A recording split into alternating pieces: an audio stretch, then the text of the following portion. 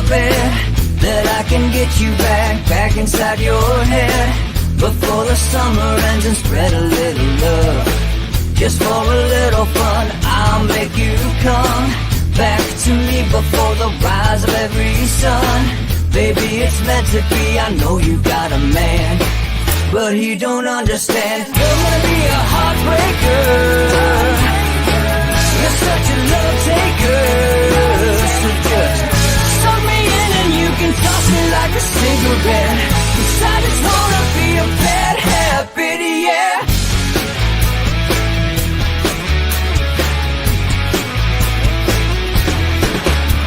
There's rhythm in our love, it's impressive, excessive.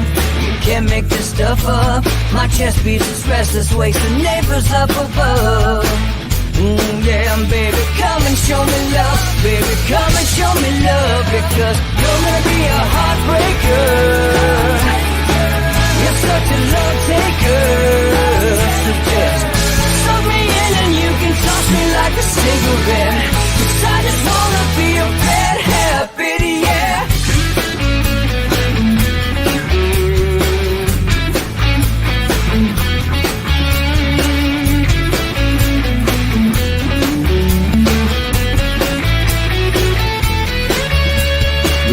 And take a one-way ride, steal us away to find a place we can hide. It wouldn't take much to spear for a night, just to give in to the need and leave it all behind. 'Cause I know that you know that I know that you want me. You told me, now show me, come blow me away. 'Cause I know that you know that I know that you want me. You told me, now show me, come blow me away. You're gonna be a heartbreaker,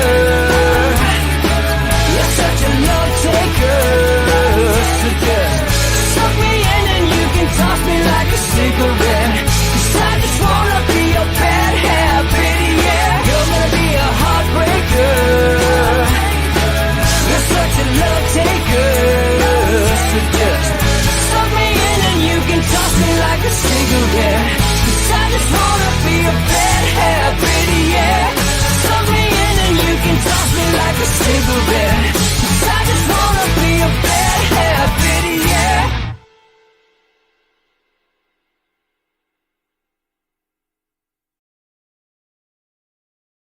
Morning, welcome to a very informal snow day version of Inside the Numbers with the People's Pundit. All right, let's hope the storm doesn't cut us out, right? It's been happening here and there, but it went from ice to like snow flurries. So I'm giving this a crack, and we'll just pray for the best, you know? If it goes off, it goes off. Looks like Don's going to be able to join us. That's good. All right, just looked at that. So before we get into... Oh, and by the way, locals, peoplespundit.locals.com. I just decided to do this. We're still going to do what really is testing later, but I'm going to use it as a chance to wrap up the questionnaire we're going to do. I added, looking more into independence, like we said. Those questions are always worthwhile. And then we're going to, hey, thank you. We're going to, the hand. There's the hand. Somebody take a screenshot of the hand.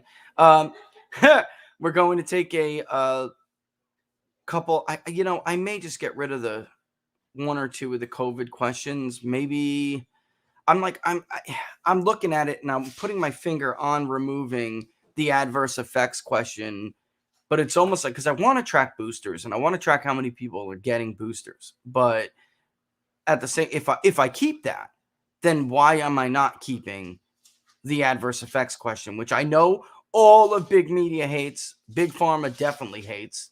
And it's like one can't go without the other. We're the only ones asking people this.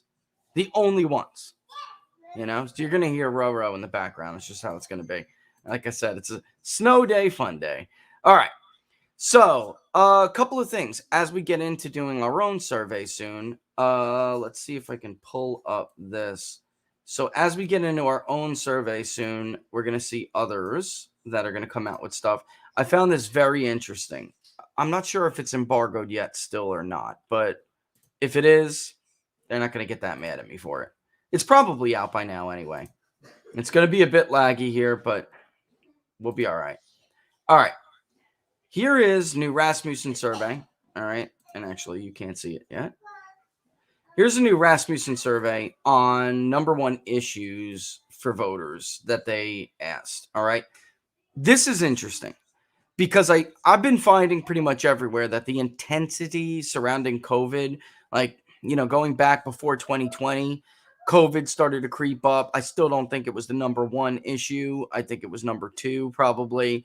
It's just that Biden and Democrats definitely benefited from voters who said that it was their number two, if it was their number one issue, more so than Trump and Republicans benefited from people who said the economy and other issues were their number one issue. So Biden would win in any given state, 65-35, 75-25, even and especially nationally, except for the following states: Florida, Ohio, Iowa, and Pennsylvania.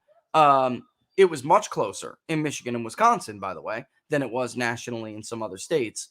But in Florida, in Ohio, it wasn't just in Texas. It wasn't just that people trusted Donald Trump more on COVID. They trusted him a lot more on COVID. Now, with that being said, it still was clearly a benefit to Democrats. And more so, what was the benefit was how we changed elections in order to, what's the word I'm looking for? So-called make it convenient to vote during a pandemic. All right. Just being, diplomatic here. Let's look at the first one. Laura's laughing, but I'm trying to write. There is a word that I'm trying to dig out for what was done, but whatever. Let's move on. How concerned are you about inflation? 62%, very concerned, somewhat concerned, was 26%. Not very concerned, 10, not at all, 1, not sure, 1. Look at the not at all concerned with COVID and compare that to all of the other issues that are really of top issues, like inflation and violent crime. When it comes to inflation, 1% said they're not at all concerned. 10% said with COVID said they're not at all concerned. That's a big deal. I mean, it really, it's 10% difference for inflation. 10%, more than 10, you know what I mean? 10% of who are very concerned. How concerned are you about violent crime? Only 3% said not at all concerned. 3%. And not sure was 1, pretty much across the board with all of these. Look at immigration, which I found interesting. 52% said they were very concerned about immigration. Another 21%, making a grand total of 73, said they were somewhat concerned. Even with COVID, it was only a total of 68, but the intensity, well, not only, that's still a nice number, but the intensity level of people who were like flipping out about the pandemic, that has seriously declined. And it's noteworthy. And I'm playing, you probably do hear it because I can hear it in my headphones. You guys, on my earpiece. You guys could probably hear the shows I'm playing to keep the little one quiet. Okay, just to let you know. No, I hear the shows in my earpiece. That's a no, don't stop it. Keep them happy. Keep it happy. Keep the monster happy. Nicknames for all my kids. This one's the monster for a reason. The other one, he's a good boy, but he's like the Tasmanian devil. And when he walks through a room, it just wrecks everything. And I think it comes out of like incredible curiosity. Which is good. I could tell he's very bright. But man, he just tears through everything like a Tasmanian devil. The other one, I mean, really, one's nickname was Turkey. The other one's was Pumpkin. I mean, this one's on a whole new level. Yeah, he's Bam Bam. He kind of even looks like Bam Bam, only with brown hair. He does. That's the truth. So Rasmussen's headline is their takeaway from this is that inflation and violent crime are actually the most important issues to voters. And, that I suppose is true. We're asking, why am I talking about this? Let me bring myself back into the picture here for a second. We are going to add a bunch of things that kept coming up in other. Immigration and border security, we should have probably had on there before. That's the truth. I don't know what in the hell I was thinking, honestly. Slacker. Yeah, slacker. Even abortion started to get some pretty big numbers, and election reform. So we're going to start to add these to the actual issues that people are allowed to pick from, which will bring us to a grand total of 12 plus another. So, we'll see. It's going to, like, the data is going to be spread out thinner because of this. But I'm not going to do ranked choice, ranked distribution, same thing. I'm not going to do that because when we're doing this larger one, I want to see how it pans out with just the number one choice first. Let's see. People who pick cost of living inflation, they'll be funneled off, of course, to various subcategories of the CPI. Is it, cost of automobiles like Joe Biden claimed? The guy's out of his mind. By the way, you know what? Let me just stop for a second. I tweeted it to back up what I was talking about because you're not allowed to say this in the media. You're not allowed to go on TV and say this. If you go on Fox and say this, the producers are going to get mad at you. Unless you're on like Tucker's show. I'm serious though. I'm not kidding. Obviously, Real America, they don't care. They're not, they're not censoring. They're not those kinds of people. But cable news, network news would get really pissed off if they booked you for an interview and you brought this up. So if somebody was to bring me on TV the other day to talk about how Joe Biden basically called Joe Manchin and Kirsten Sinema the epitome of segregationists because they supported the filibuster at the expense of their attempt to federalize or federally take over how we conduct elections in this country, I would respond like this. That's rich from a segregationist. Joe Biden was a segregationist, and nobody brought this up. The once famous, really, he's still, he's legendary, especially if you're on the left. He was the NAACP's legal director for years. He couldn't stand Joe Biden. When Joe Biden was first elected, he ripped him on this program that had to do with school segregations, and essentially he said it throws a brick through the window of Brown v. Board of Education. He threw a brick through the schoolhouse window after Brown v. Board of Education or something like that. Joe Biden was a segregationist. And when he was pressed on it, he would say, basically, that, the southern part of Delaware is really like Dixie. So I have to represent them too. Which maybe, I don't care if he thinks it's legitimate or not. He still came down on the side of segregation after the Supreme Court ruled on Brown v. Board of Education. After. He had the nerve to compare them and others who opposed this bill to George Wallace, Governor George Wallace. He just as recently as the 70s and 80s, and I think there was one example in 1993 or something, quoted Wallace by saying that Joe Biden was an outstanding new member, an outstanding new leader of Congress. And he would tout that everywhere he went. This idea that you can let some old coot like Joe Biden say something like that and not... Why? Because it leads to things like Robert Reich, Bill Clinton's former labor secretary. He deleted the tweet now, but it doesn't matter. It's funny how Twitter allows leftists to keep their Twitter accounts when they go on these tangents. He literally called for senators, Democratic senators, to line up and backhand Kirsten Sinema. He said Republicans lined up to shake her hand. Democrats should have lined up to give her the back of their hands. You're a sorry, pathetic excuse for a man, Robert, by the way. Mr. Reich. But your last name actually is very appropriate for your common philosophy in the Democratic Party now. Reich. Right? Fourth Reich. Robert Fourth Reich. You're a piece of garbage, man. You're a sorry-ass excuse for a man. This is a professor at Berkeley, too, by the way. You pay all this money to send your children to Berkeley to hear from, I gotta watch my mouth, people like him. This is how we want to raise our men now. We already chased our men out of the family. We already chased them out of the family. We already made them think it's all right to think they're another gender. Now we're going to make it okay for them to physically attack women. The hell is wrong with you, Robert Fourth Reich?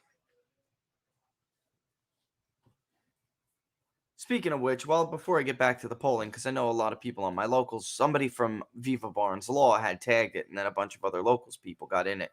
And Laura saw it and said, hey, a lot of people want you to respond to this article. It's Ann Coulter.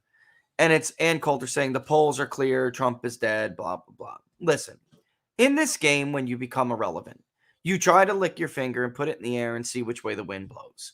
I blame people in Trump's orbit a bit. And it's funny, I was talking to somebody about this before. Well, not disclosed. I was talking to somebody about this yesterday. Maybe had they, because he made some very bad personnel decisions. Maybe had they embraced people like Ann Coulter from the beginning, she wouldn't feel unappreciated, which is, I'm sure, what she feels. But the fact of the matter remains this, and you're not a pollster. She actually said the Nate Silver's respected website. If you say that at this point, you're not even remotely close to being, not on the left. The only one who finds him credible at all anymore are people on the left who want to use him to impose a narrative and to control the betting markets, which, by the way, is what this is really all about. Okay?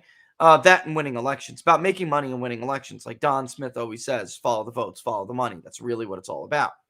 But the polls really are clear. No Republican has led Democratic candidates, an incumbent president, forget about it.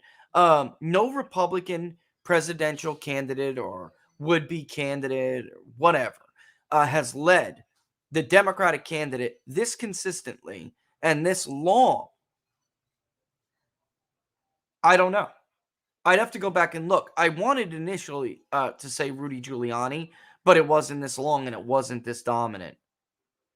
So Giuliani, I think his biggest lead against Hillary was 7, but he ran a terrible campaign and he blew it.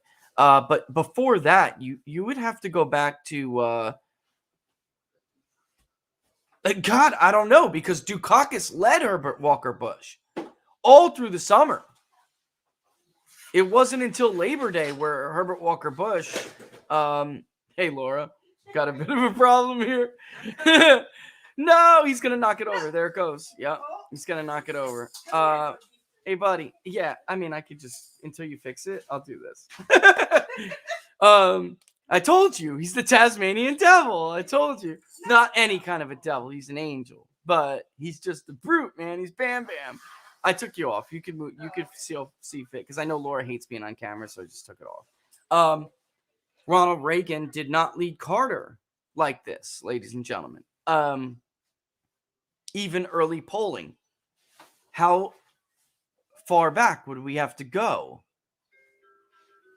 I think it's Richard Nixon in his reelection. I do. I really think it's Richard Nixon in his reelection. And the difference is clear. He's going to do it again. The difference is clear. The popular electorate was nowhere near as challenging for Republicans back then or any time before as it is now.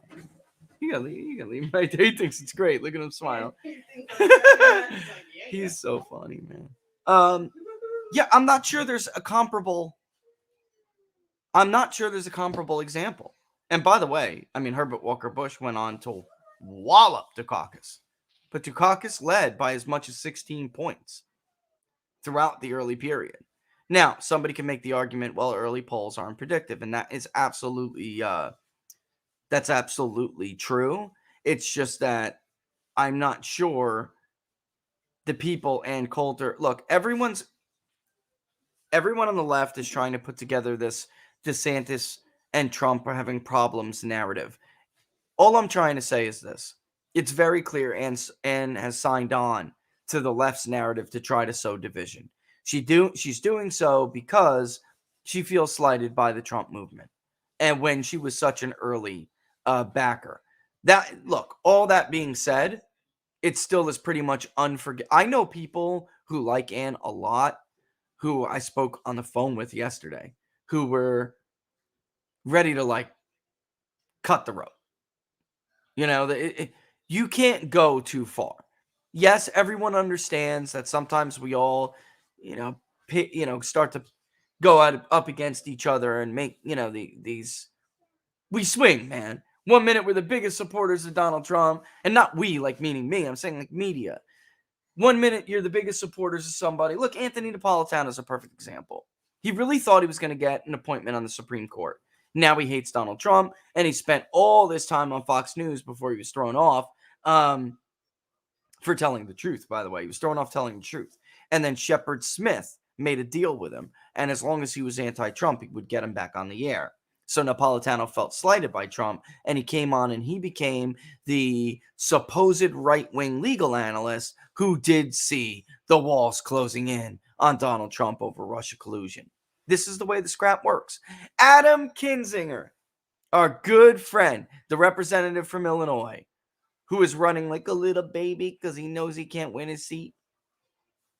He wanted to be appointed by Trump as a Secretary of the Air Force. I kid you not. He was a major supporter behind the scenes and on the camera on Fox News. He was a major supporter of Donald Trump until he was told he was not going to get that appointment. And then he's the Adam Kinzinger you see today before your eyes. What I'm saying is, there's not some big change in principle within these people. They're full of crap. They're out for number one, and that's what Ann's thing is all about. Sorry. So look, she's dedicated her energy, like some people have said, and a lot of us, I get it. She put a lot of heart and soul into the movement, and she wasn't given anything in return. And I think people who point that out, they have a point. And there's a fit, and she was very vocal, as many people were, about his bad choices, staffing. Personnel is policy. Personnel is definitely policy. And, when you listen to Condoleezza Rice for Secretary of State instead of Ann Coulter when she was a vocal supporter of you, you have to at least expect that some people are going to turn on you. All right? I mean, that's just true. That's you have to live with those decisions. That's my point. All right. Yeah, so going back to this, I think that crime hasn't scored that high with us, but it's on there, and we'll see. As a matter of fact, I'll pull it up and I'll show you what we got so far. And I don't think that I saved the other version of it, but I didn't because I knew we were going to make some more changes. Yeah, here it is. Let's go to most important issues, and I'll show it to you when I pull it up. Yeah, little nasally. I see some of you caught on. Immigration, border security, abortion, even gun rights are in there. We do have crime, policing, and safety. That's our version of it. Why? Because I want people who I feel like you have to catch everybody. Like you have to catch people who are also concerned with, the other side of that, police reforms. And maybe maybe there's an argument to be made there, Laura, that we should add a follow-up for crime, which is if they say crime, what kind of crime? Is it, or if they say crime, policing, and safety, would you say you're more concerned about violent crime and being too easy on crime and, more law and order? Or would you say that you're more in favor of police reform because you think police are basically whatever? I mean, we could find an appropriate wording to use. Hold on one second.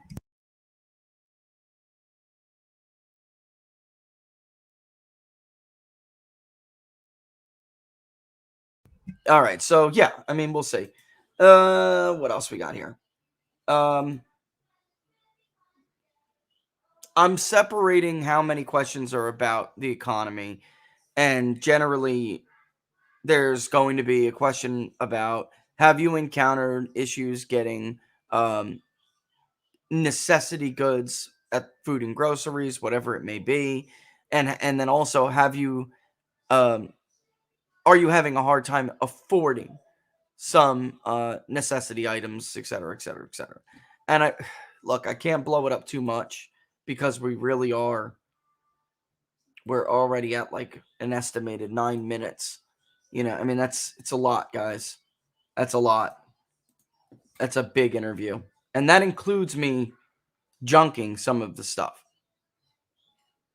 The only way we can get that down any other way is by doing so by removing demographics.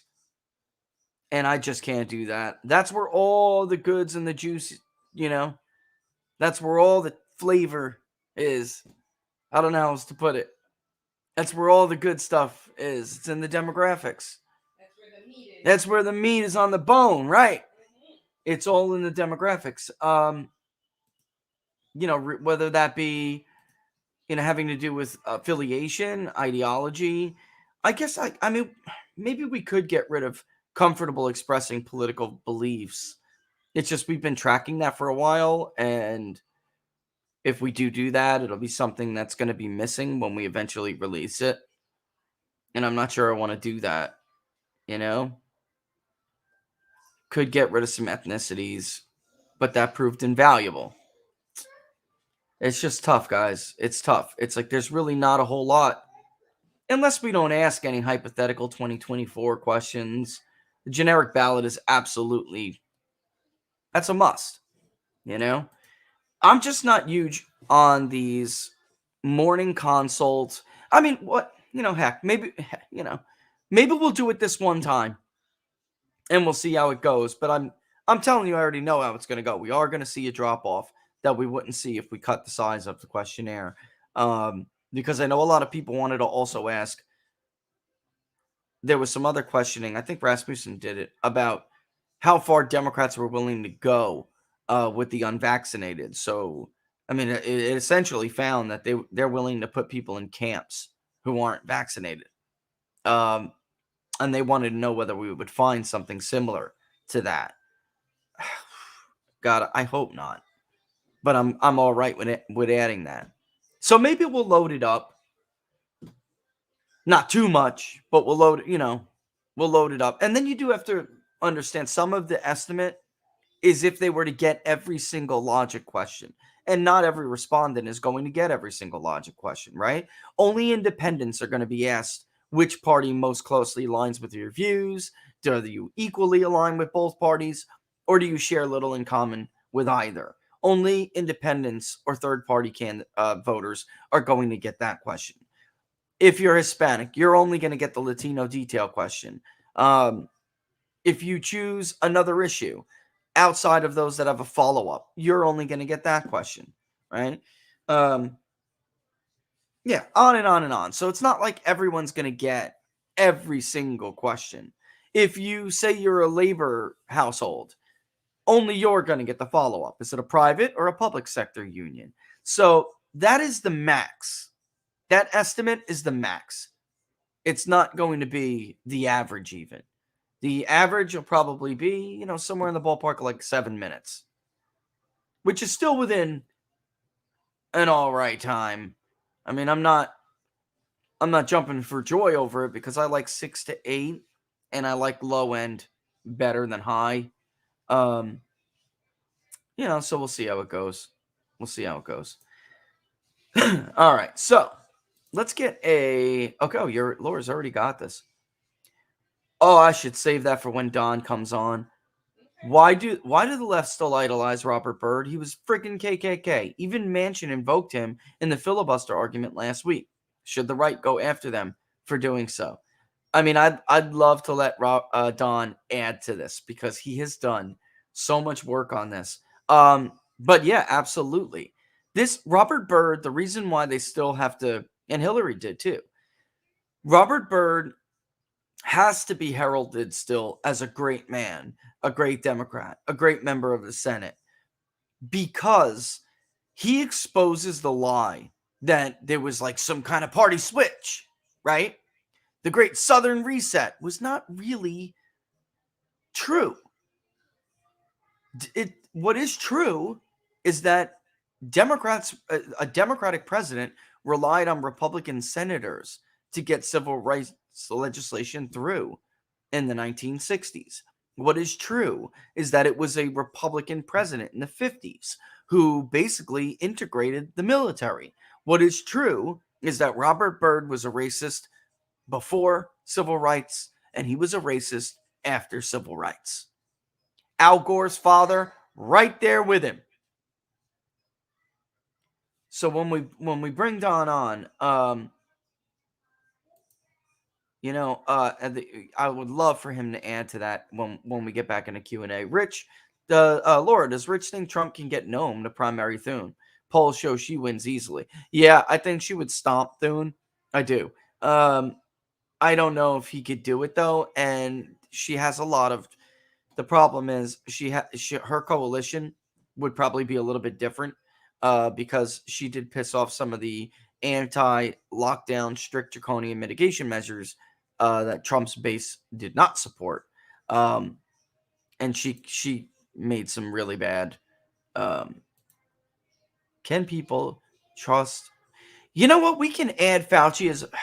Let me think about Fauci being added him as favorability. It's because we didn't start tracking it, so we don't have a baseline. We talked about this a couple of months ago, but we are coming up very soon in the spring on our trust in whatever annual. So maybe we'll add Fauci to that.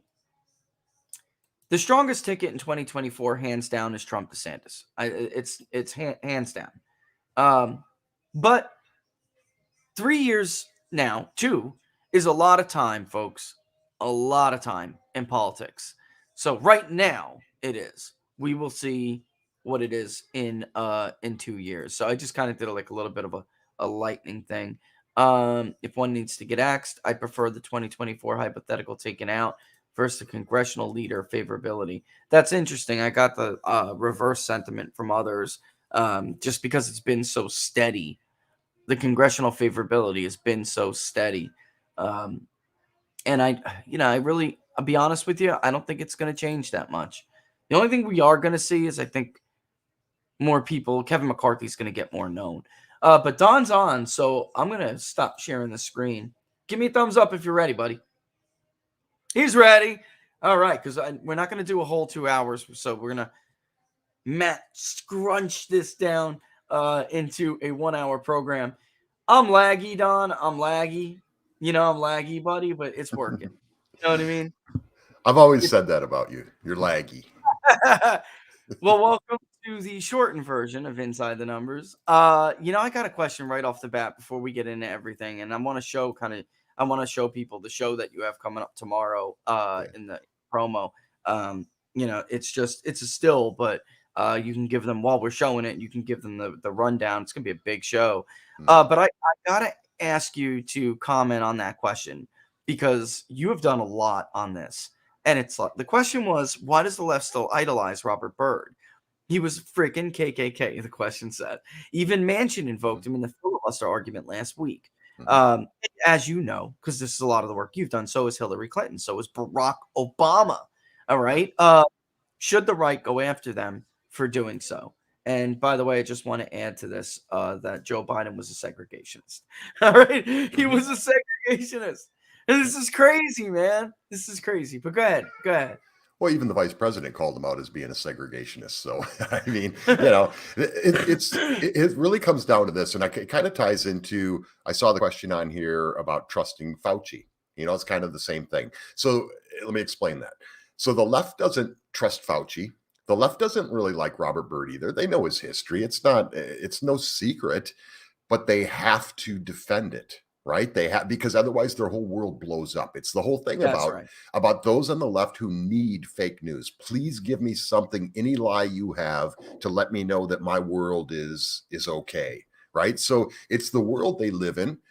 They have to defend him. It should have been a huge news story when they eulogized. So you had Clinton, you had Obama, you had Biden, you had all these people eulogizing this an actual Klan member. But let me say something else about the Byrd thing, because I think this is fascinating. That there's always this theory, right, that one day everybody switched parties, and so therefore Abraham Lincoln would be a Democrat today. And look at the names that Biden threw out here with his extremely divisive speech, where he talked about George Wallace and he talked about Bull Connor. They were Democrats. So Robert Byrd must be defended because he is actually the antithesis to their whole everybody switched parties one day thing, because Robert Byrd never got that memo, and he was in there throughout the length of that. Joe Biden in his divisive speech brought up one of the longest filibusters in history was, okay, Democrats. The longest filibuster in the history of the country, by the way, was Al Gore's father. Al Gore's father and Robert KKK Byrd. And guess what they were filibustering against? That's right, the civil rights movement. If you look at the vote totals on the passage of the civil rights, right, because it was LBJ that got it passed. No, it was Republicans. It's like 80% of Republicans supported it, and it was like mid 60s for Democrats. So no, actually the Republicans were the ones that passed it. But it's the whole rewriting of history. It's the whole somehow my world has to make sense. So if I throw away Fauci, even though I'm on the left and I don't trust him, I got to defend him. I got to defend him because the politics of it demands that I do. I have to defend Robert Byrd because the politics of my world, of my thought process, needs him to be okay. Even when after they, try all this to defend him when he was still alive, and Hillary Clinton had invoked, him, praised him. He dropped the N-bomb, bro, on a Sunday show. He dropped the N-bomb, and he did it, because he's like, I've seen a lot of white in my day, right? And everybody's like, well, he meant it as the word means, which means ignorant, blah, blah. That's what the left did. That when they defended his use of the N-word by saying basically what old Democrats used to say, like Dixiecrats, where they would say, well, we're not really being racist. We're using it by the Webster dictionary version of what it means, which was acceptable to them back then. It rolled off his tongue. Right out of his mouth with ease. Because it's a normal word for him. He says it every day, Don. But really interesting part of that, and it's a great that you bring that up. That's a perfect example of it. So he says this, and it's actually a Fox News interview. He's doing a Fox News Sunday show, and it just rolls off. Like you said, it just rolls out like it's just an everyday word for him. Then he kind of catches himself, though, and he says, if you want to use that word. No, nobody else wants to use that word. Just you. You're the only one. But he says that. He throws that in there like fellow Klan brothers. Like all you Fox News people use that word, so that's the only reason I'm using it. No, you're using it because it's a part of your everyday vocabulary. And just so everybody understands, Robert Byrd has been credited with the most recruitments to the KKK in like the 20th century. I mean, so he was not just some, like Bill Clinton tried to explain it once. He was some kind of like peripheral, he had some loose association with the Klan. No, he had a high ranking position. He was a leader and he was their top recruiter. Correct. Don, I mean, this is like Twilight Zone. Like you wake up and the world's upside down one day, like, you wish on the wishing well and everything changes when you wake up the next morning. That's how alternative reality this stuff is. It's like, you guys ever see The Family Man with Nicolas Cage? It's like a glimpse. Okay. It's like a glimpse. You've been given a glimpse and the world is totally different from the world that you know. That's how much they can, and they obviously have the power to do that. It's incredible because it succeeded, my friend. It succeeded. In that speech, in the eulogy speech, former President Bill Clinton said, and there's people out there that report that he had a fleeting association with the Ku Klux Klan. Okay, he did not have a fleeting association. You just mentioned he was a top recruiter. He was a grand cyclops, whatever. But he says that so even in the eulogy, he's trying to downplay the whole thing, change the narrative, and make it palatable to the left, to those to continue. It's what's allowed it to continue. But he went on then to say that the only reason that he did that was because he was from the hills and hollers of West Virginia and he needed to get elected so he could do really good things, because that's what good people do. Pretty sure, Rich, you and I would probably agree that good people don't join the Klan. Good people don't recruit for the Klan. Good people don't become a grand exalted Cyclops. I think that's the cute little name that they use. Cyclops, yeah. and they don't drop the N-word right up to the very end of their lives. So I think good people don't do any of those things. I don't know. Yeah. What is the best you see for the Republicans in the House and Senate if they ran things perfectly? Do they mean leadership, Laura?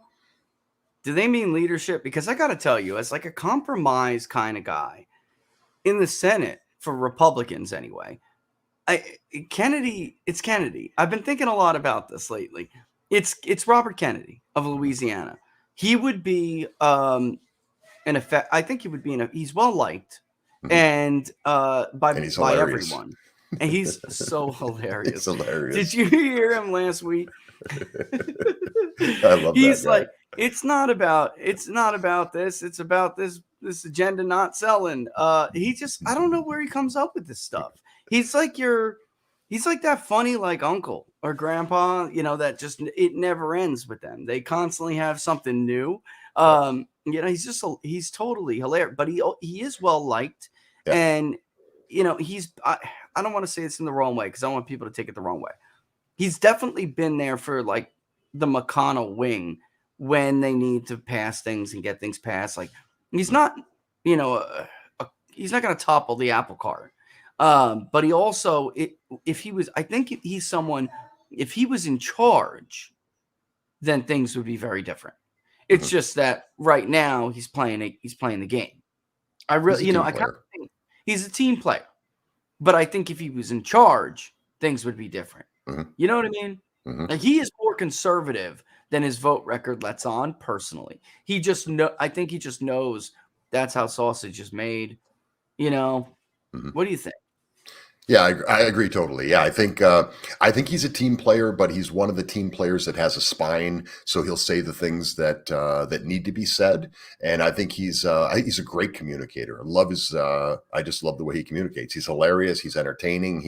But he's factual.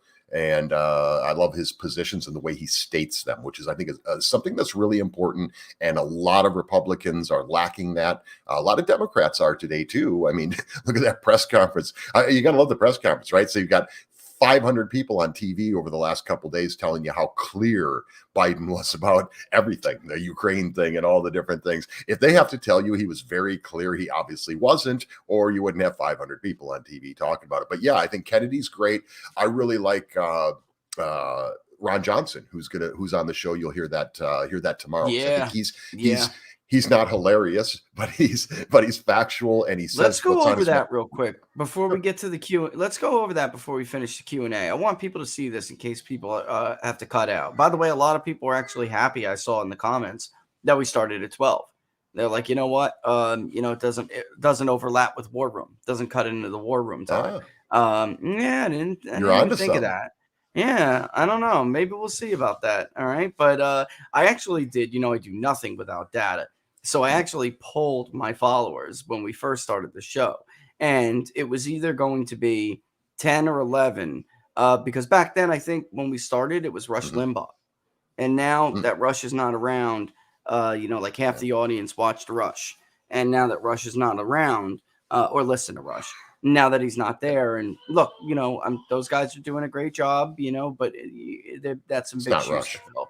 It's not Rush. So we've gotten a lot of people who have said, it doesn't matter. And it was either that or it was like an evening show, right? Because a lot of people had basically abandoned like Special Report. And they're like, that 6 o'clock hour is just worthless to me. Whether it's CNN, Fox, whatever, that 6 o'clock hour is pointless. So I'd rather watch you at 6. Anyway, and then you have the weekend, and you got a big show coming up this weekend. Let's put this up on the screen and then tell people what you got going on. Yeah, absolutely. So yeah, sat down with Senator Ron Johnson, great state of Wisconsin. We talked a little Packers too, but talked more importantly about natural immunity. He's gotten a lot of fire for that, but he's right. He's on the money I mean, he's, like I said, the guy's got a spine. Victor Davis Hanson, obviously an amazing guy. I've got a short conversation with him. So sat down with him Monday. We actually had him for a half an hour on General Valley's Stand Up America US show. Really good stuff. So you can go back, you can check that out. The whole interview is really cool, but we'll have him. I've got actually Anthony Sabatini, thanks Laura, on here in just a little bit. So we'll be interviewing him actually at 3:00 Eastern time today. So Great interview. Program. Yeah, that guy's awesome. Of course, you will be on. And we've got Mark Osgeist. So we also had him on Monday's program as well with the general. Huge show on Monday. Victor Davis Hanson, Mark Osgeist. But we talked to Mark about some really, really amazing stuff that I think people will be really interested in. And then always my good friend, Mr. Peter Hussey, on to talk about the latest national security stuff. So yeah, really excited about the show. The Ron Johnson interview was great. We got into some pretty cool stuff that I think kind of news breaking stuff, and everybody's going to want to check that out. I'm sure I'll have a great conversation with Anthony Sabatini too, running for Congress. So looking forward to that as well. Ron Johnson's one of the few. Also talk about having a spine. He's one of the few, and I just want to word on his chances, right? The fact is, he didn't lead against Russ Feingold. You know, so Wisconsin is one of the most poorly polled states. Biden plus 17. Remember that? And Feingold had a big lead. You know, and that was one of the states. Remember, Trump was going to get wiped out. He was going to take 5 Senate seats with him. He was going to take 20 House seats with him. And Ron Johnson was one of the first races we could call that night. You know, one of the first ones, Don. I just want to point that out. And one of the interesting things in the interview, okay, because this is a guy who's a term limits guy, and I'm a term limits guy. However, and I mentioned this in the preface of the question. So he had come in and said, "I'm running for 2 terms. I'm going to do 2 terms, and I'm going to term limit myself, and that's it. I'm done." So I've always been a term limits guy. Like I said, I believe in term limits to an extent, because then you get somebody like a Ron Johnson who would come after him. Do we lose it because we lose the name recognition he has, the advantage that he has for being an incumbent? Who would be behind him as a Republican to run for that? So, you know, you might get some squishy guy. Who would have the courage to go after Dr. Fauci? So every time I'm like, I'm all in on term limits, I get a situation like this where it's Ron Johnson and I'm like, please run, please run, please run. And then he says, I'm going to run. So I actually prefaced the question to him that way. I said, listen, you know, you did promise 2 terms. So tell us about it. What happened? Because it had to have been a difficult decision. I said, or maybe it wasn't. Tell us.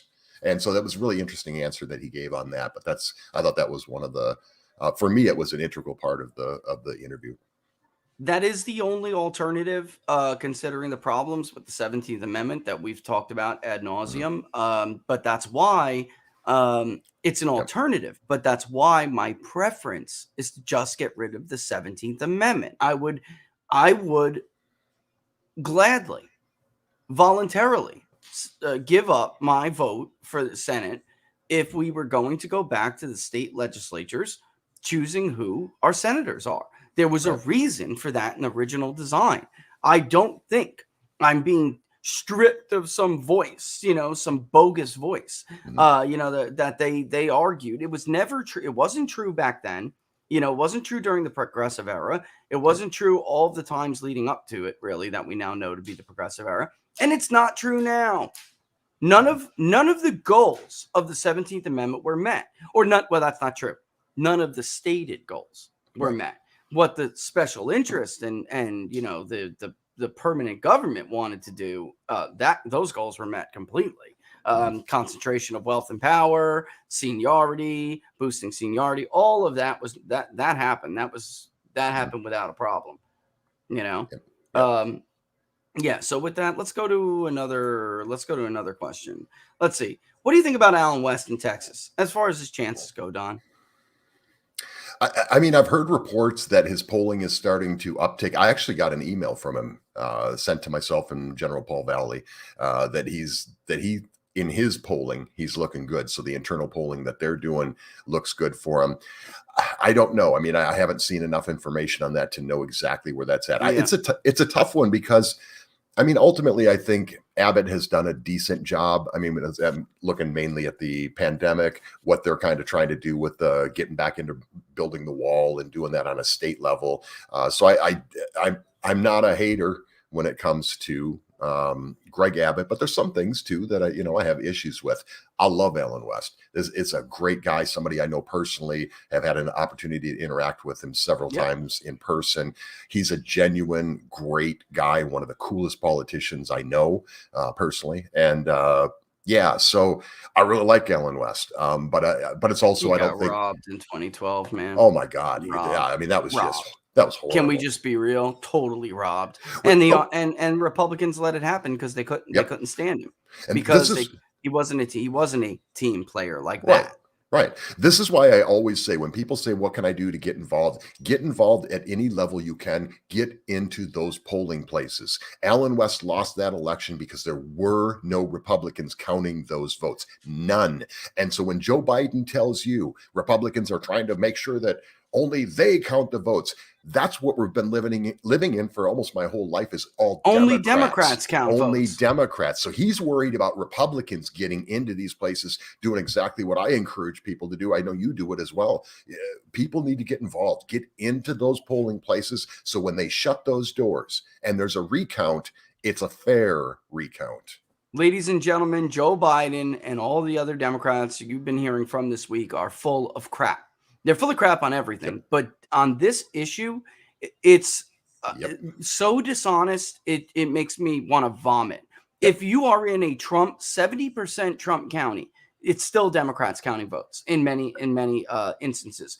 You're in a blue county, there's no Republican participation whatsoever, and in fact, they'll lock the damn doors on you if you want to look at what's going on. What it is you're over the target here now. So holy crap, they're starting to figure this out. We have to go on the offensive. He broke out with Jim Crow 2.0 again the other day. Sure. The audacity of this man to invoke or to associate George Wallace with anyone who opposes this bill, or Kirsten Sinema and Joe Manchin who oppose removing the filibuster so they can cram it down everyone's throats. I will tell you, everyone again, that poll that you saw out from that progressive company the other day was totally fake. It was a push poll. It is not a real poll. The way you have to poll these bills, the way we tend to do it, any bill really, is that we'll say this is what the summary text of the bill reads, and we'll give them that in the prompt. It's what the lawmakers have written. And then we'll say a fair reading of the bill would indicate a fair reading of the bill is as follows. It would do this, this, this, this. They gave them everything that they thought was good without giving any of the negative, that it would absolutely make it difficult to verify absentee ballots, that it would ban photo identification, which 80% of the country supports, that it would definitely lead to underage voting and illegal residence voting, that it on and on and on. It would span drop boxes and ban and ballot harvesting, even though 60+% of the country opposes drop boxes. They oppose ballot harvesting. They don't like it. Even large chunks of Democrats, by the way. And they didn't give them any of those negatives. And the RNC tweeted and said, this is a garbage poll. They didn't tell them anything it would do on the negative side. They gave them only, the so-called voting rights angle. And I actually quote tweeted and said 100% correct. And then I tweeted what we did. And I said, here's what happens when you really run it down. When you gave Democrats, Don, the provisions and then the positive and net effect of those provisions, they were overwhelmingly, some were not overwhelming, but large chunks opposed it. And then when you gave them the name of the bill and they associated it with Democrats because they know it's a Democratic bill, some of them then said they would support it because it's their party, but not all of them. Anyway, when all was said and done, that bill was -17. -17. It was opposed plus 17. And that is because we did it correctly. A fair reading of the bill would mean, yes, it would make it easier for, here. It would make it easier here. Yes, it's about convenience here. But it also would lead to this, this, and this. And every time you do that, Democrats lose the argument.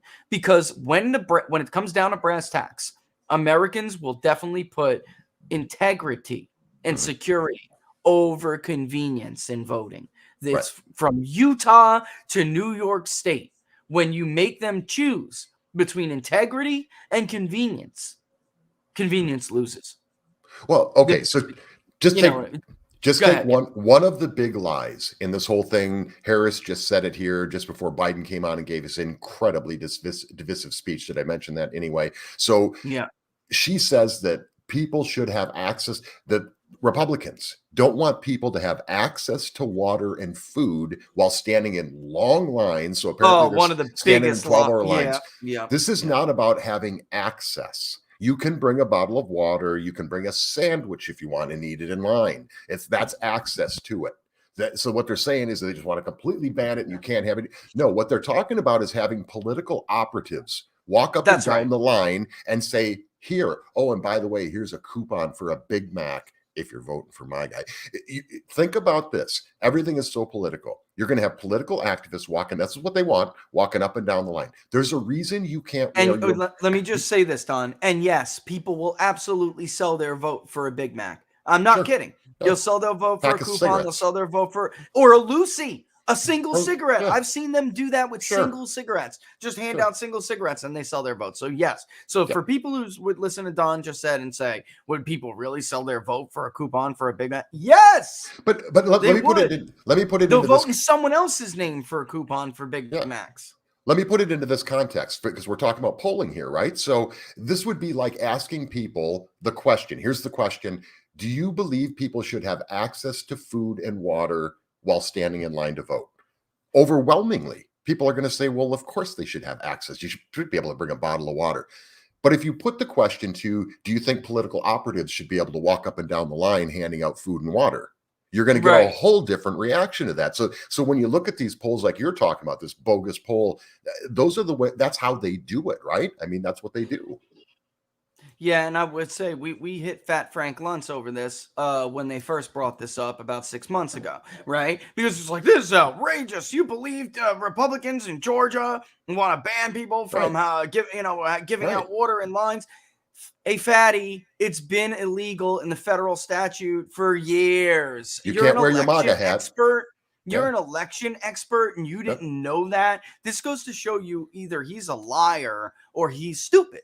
Or he doesn't know. Whichever one. Do you really want to listen to him for political advice if he didn't know that was the case?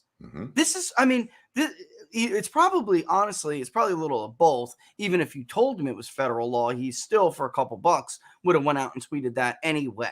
You know, so here's some really good questions here about coalitions. And I'm curious to get your take on them too, because we're going over that whole Ann Coulter thing. And I went over, her article, the respected website. Look, and I'm trying to explain to people that when people are slighted, and she was slighted, they're looking for a home. They need to make a living. And they're also personally hurt by it. They're injured by it.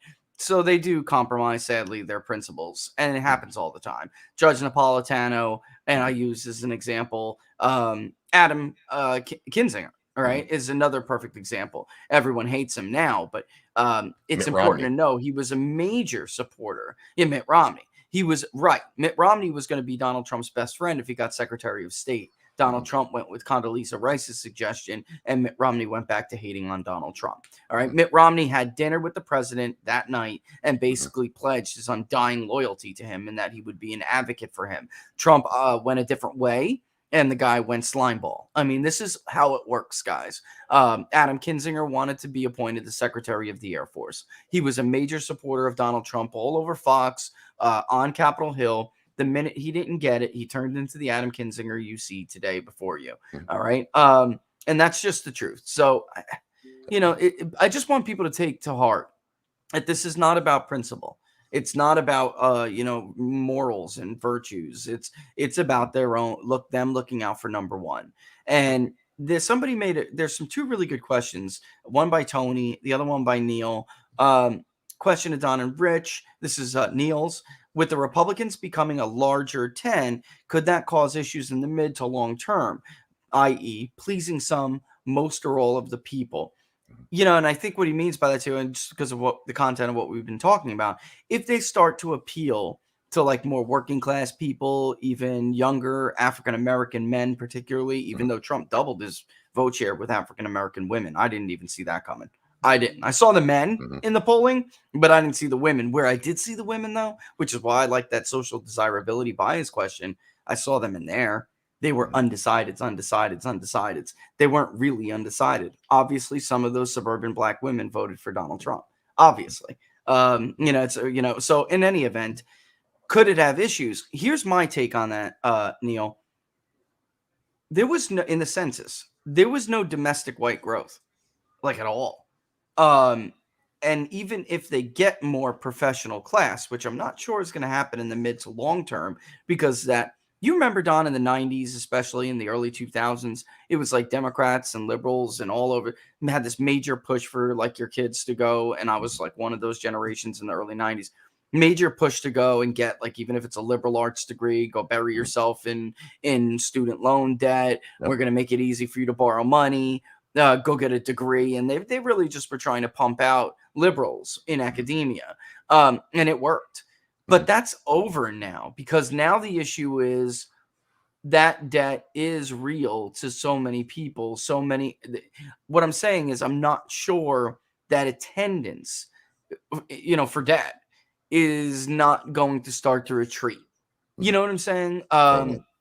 Which is why they push professional and service economies. When Donald Trump came in, he was transforming the economy back into a goods producing sector, which gives you a lot more autonomy. By the way, ladies and gentlemen, you get more bang for your buck. It's like vocational school is a lot cheaper than Yale or even your own state college. And you could come out making, $40 an hour welding a pipe instead of being buried in student loan debt, coming out and getting a job working as a social worker in Cambridge somewhere for, $30,000 a year. I mean, some ridiculous, the trade-offs that are there. So in the mid to long term, Don, I think this is a no-brainer. I would rather be the majority party of I would rather be the party of the majority, even if it means less of that majority because it's not growing, meaning white vote people, and the party of the largest growing minority. All right, because that's where the growth is. The growth is in non-professional Hispanics. So they haven't even begun to flex their muscles yet, electorally speaking. I mean, if Hispanics would vote at rates that they are at eligible percent of a population, holy crap, Don, this would be a totally different electorate. It would be a totally different electorate, which is why I think you're seeing some differences in some places like Texas and even in places like California, but definitely, Arizona, Florida. I think that's why Arizona was closer than it would have been without those people. I think Florida was not as close. I don't think, I know, because they started to vote at higher rates and there were new arrivals that were eligible to vote. So I think it's, to me, this is a no-brainer, man. Yeah, What do you think? Well, I think it's a great question. And I think there's a reason that it's growing, right? The Republicans. And there's a reason that the tent is becoming bigger. And that's because of what happens on the left. Because if you're a leftist, you have to. You don't have any option. Every single issue they have, you better come down exactly where they want you to come down, because there is no tolerance. They have no tolerance anymore for any dissension in the ranks. Look at what's happened to Joe Biden. His whole career, he fought to stay the moderate, He campaigned as, I'm still going to be the moderate. Look at in the speech he did the other day, the press conference. I'm not Bernie Sanders. I'm not a socialist. Yes, you are. Yeah, right. Yes, you are. But that's why it's growing on the right. And I think that's always been one of the biggest differences between the right and the left, no matter how it's been characterized, is that on the right, we can have issues. We can say, I don't know, I don't really like that. Individuality, Don. Individuality. You don't have to be on board with every single thing exactly as they want you to say, even right down to the words that you use. So we don't do that. We're not the cancel culture. They are. And that's why the tent is growing. So no, I think it's all good. Yeah, if you look at those Hispanic vote shifts, that's because, and this, Neil, I don't think we can win. I don't think Republicans have a prayer in winning back some of those elite whites and wannabe elites, we call them over here, like the old word was yuppies, but Laura and I really call them wannabe elites, because when you look at the polling data, they're not. They just really want to be. They have the degree for it. They have the career path for it, but they're not there yet. That's their goal. They have thrown their lot in with the woke agenda. And that very agenda, the wokeness, is scaring Hispanics to death. And that is what is really causing Hispanics to say, you know what, I'm going to go with Glenn Youngkin. I am not going to have my daughter molested in a bathroom because I'm supposed to be some good guy who is understanding about a young man who thinks he's a woman, and then, decides looking at my daughter naked that she's not anymore. Like, this is the kind of stuff we heard, and in Florida, and in Texas, this Southern Texas shift is a big deal. Those are Mexicans down there. They're not, it's not like that was one of the biggest voting blocks for Democrats in the era of Obama. In California, for instance, polling the Valley, those are Hispanic men that voted yes on the recall and that want to vote Republican in 2022 if Republicans aren't so stupid that they are. And I can't get into it in this episode, and I'm not sure it's strategically smart to, but Republicans are so used to losing out there. They're just laying down and cutting deals with Democrats in order to screw over their own nominees or their own would-be nominees, the strongest candidates they have in races they can absolutely win. And Don knows what I'm talking about because we had this discussion. Why? Because they're used to losing and because they want to purge the party of Trumpism. This is how stupid they are, because in these districts, Donald Trump is actually leading with Hispanic men in rematches with Biden, and he just lost them a year and a half ago. He just lost these people. These voters told us, I voted for Joe Biden, but this time I would vote for Donald Trump because I did not get what I was told I was going to get, and now I see it. So these aren't people who were like, these are people who changed their mind. These are the people who are changing their minds. So when we poll that 6 to 12% of people who said they voted for Joe Biden, but now would vote for Donald Trump, number one, the Hispanics make up a large chunk of them. Number two, they're not necessarily on board for voting with any given Republican because they either don't know Republicans or what they stand for, because Republicans have been very bad at this messaging, or the second part of that is they do know Republicans and they don't trust them at all. Just because they trust Donald Trump does not mean they trust their local congressional candidate, and you have to earn that trust, but it's earnable is my point. And these cowards, they're the three things that make up an establishment Republican, cowardice, corruption, and stupidity. And it's like 1/3 coward, 1/3 corrupt, 1/3 stupid. And that's really the best way I could put it. And Tony, I didn't get the complacence question, but if Laura can find it or re-ask it, and we'll answer it. But he said, I also had a question about indies. This is a great question. If indies turn to Republican over the term of 45's term, what does that mean now with polls? Because now we see indies going hard to Republicans. Does that mean that indie support for Republicans is bigger than before? That's a really good question, because it is really two-part why the independent shift is getting bigger. Republicans have lost some people who were Republicans under Donald Trump. They're now back to independents because they never liked Republicans to begin with. And as long as Donald Trump was around, they would say, yes, I'm a Republican. Even registration changes in places like Florida and Pennsylvania and North Carolina, we can see some of those Republicans go back to independents. And it is all because he kind of cannibalized that independent vote, Don, that he had in 2016. It's like those who were independents, a lot of them who voted for Trump just turned Republican over the course of his. And so it kind of masked how much Indy shifted, for Joe Biden. Joe Biden didn't really win. Like, what I'm saying is the independent voting bloc was not the same in 20 as it was in 16. It was missing a lot of right-leaning independents who just told exit pollsters that they were Republican. And also they had went down to the Secretary of Elections and changed their registration. Like they did it for Donald Trump. And now, as a kind of a message, many of them went back and changed back to independence, which tells you in places like Florida, North Carolina, Pennsylvania, those registration changes would be even more pronounced if Republicans weren't stupid. The third part of the equation, you know, I mean, I don't know how it's nice to say it. But I do think it is bigger in the end, Don, because the third party voters, like the not party affiliated and third parties, especially that third party. If you listen to all of the mainstream people, Don, they'll tell you those third party voters who wouldn't vote for Hillary voted for Joe Biden. And that's what gave Joe the added little push in these battleground states. They absolutely hate him right now. And when we go back and look at, because we ask, who did you vote for? You can't always trust it 100%, but I mean, it's 60-40, 65-35 in favor of Joe Biden. But now, I mean, his approval is like 20% with these people, if he's lucky. And we're going to find out this weekend what it is, what's the fresh number, because Quinnipiac continues to just have him slide. And so do some others that I trust. 33%, Don, 20% among indies.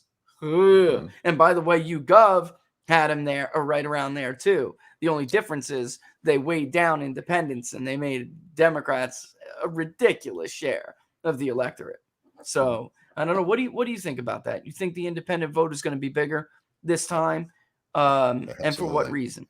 Absolutely. And here's the reason. And it's actually quite simple. Something I've been talking about on my show for a long time, going back to when it was actually first started. And this was the purging of the party by Democrats. They always go too far. They always create their own self-inflicted wounds. And this was the purging called the Blue Dog Democrats, which Joe Biden was one of them. You want an example, the modern one, the only one left standing? His name is Joe Manchin. So these were people who were socially liberal, right? They wanted gay marriage, and they were, there were things that they were really cool with the liberals, which doesn't even really exist anymore. But anyway, but they were fiscally conservative. So they agreed with a strong military. They agreed with Second Amendment. They agreed with a lot of fiscal responsibility kind of stuff. Barack Obama was exactly what you were talking about earlier. He got butthurt by the Blue Dog Democrats because they were concerned. This was the first time that we were talking. It's the first time we were talking about socialism and communism, and all of a sudden kind of being cool with it. Oh, it's actually really good. You just need a better person, whatever. So Obama was hurt because he wasn't getting the support he thought he should get from them. He went on a mission, and this is well documented. I've never had anybody even argue from the left on this. They purged these people so that with the Lincoln Kennedys, and there's all kinds of names of rising Democrat stars in that party that are gone. You may never hear from them again. The more they purge, and they kept this going. So the more they purge these people down, like I said, the last man standing is Joe Manchin. He's the last guy. So that's why we have some similarities. We sit there and listen to some of the things he says, and it's like, yeah. But this goes back to what I said earlier. They drive these people away because you have to be on board with the program. The program one day decided by Barack Obama that the Blue Dog Democrat was no longer acceptable and must be removed. Why independents grow? These people became independents because they don't want to call themselves a Republican, but they agree with the Republicans more. So yeah, the independent thing is going to be huge. Look at the numbers. I mean, it's all right there. And they keep going down this path. So the more they do, the more now they're attacking Joe Manchin. He's the only one left. So he's the guy that they really want him out bad. So yeah, I think independence is going to be huge, but that's why these people became independents. Some of them became Republicans. Some of them became Trumpers, and they were the ones that voted in that election that were lifelong Democrats and all those kind of things. But that's going to continue to grow. And that disdain the independents have for Democrats is going to continue to grow. Yeah. And real quick, I just, even though Laura didn't grab it, I just wanted, because it's like one of those basic questions. And I meant to do a bunch of instructional videos so people understand the lingo. When I say like D plus 10 sample, what I mean is it could be how far away they are from independents, how far away they are from Republicans, whatever the second largest group is in the poll. It's how much more the Democrats are represented in the electorate than any other group. So if it's like 40% Democrat, 30% Republican, then it's and like 32% independent, then it's a D plus 10 over Republicans or D plus 8 over independents. The truth is, we looked at the Gallup thing the other day, and Gallup was like, well, independents are still the largest group. That's not really true with registrations. And if you lean people, which we're going to do this time, we're going to say, hey, do you lean, are you more closely associated with Republicans? We're adding this to the national poll. Okay. If you think of yourself as an independent or something else, are your views aligned more closely to the Republican Party, the Democratic Party, equally close to the Republican Party and Democratic Party, or share little in common with either? And the responses are Republican Party, because they'd be more closely aligned with them, Democratic Party, and yes, those two are rotated. Equally aligned with the Republican Party and the Democratic Party, which is fixed, it is not rotated, and share little in common with either, also fixed, not rotated. All right, just so people, because I always get these stupid, what, did you rotate those? Yes. And by the way, I have to say this again, because I get some of the dumbest questions from everything from media people to people who are supposed to be political strategists.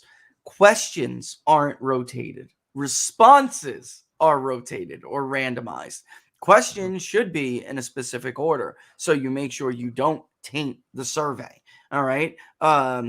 It's just some of the dumbest things I get from like these inquiries. Like, why did you design a poll like that?